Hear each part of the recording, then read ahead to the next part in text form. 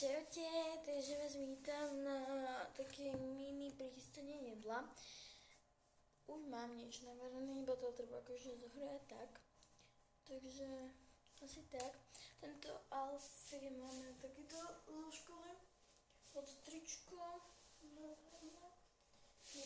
nádherné, vlasy normálne. Pery namalované, oči iba trošku.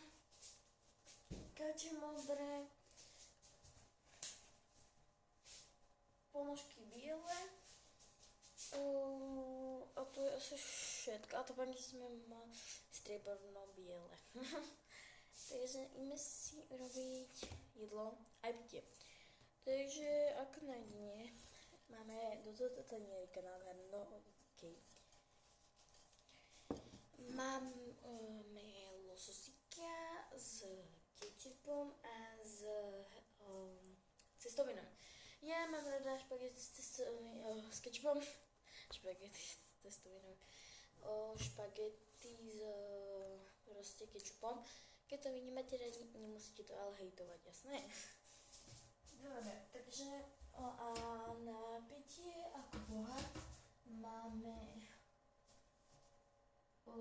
tento môj obľúbený. Toto je tiež môj a to je niečo podobné ako toto, lenže to je trošku fialkasté a toto je také do modrúčka, ale je veľmi pekné tiež. Takže prvé začať tým jedlom. Takže ako prvé si ideme dať do misky cestoviny. Takže si to idem dať. Máme cestoviny v tom, nádherne. Teraz máme nový ketchup Heinzien. Milujem Heinzien, lebo ten je môj obľúbený. Takže ideme si dať ketchup, pomiešame to, jasné.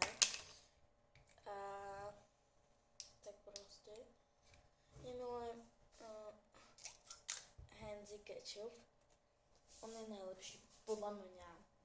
Hej, podľa z nikoho to nemusí byť, hej. To nedá ketchup, tak nikoho žiadny ketchup nedá. No skoro má všetky kamošky majú radi, takže ideme si dať takto proste ketchup. Dobre, idem si to zamiešať, označávam. Tak, už máme pomiešané. Milujem. A keď už máte možnosť tam pridať sír akékoľvek, ale to si prideme asi neprideme si to trošku teraz, ale ja si asi teraz nedám sír, musím potom na večeru. Takže tým pádom si dáme losa uvareného.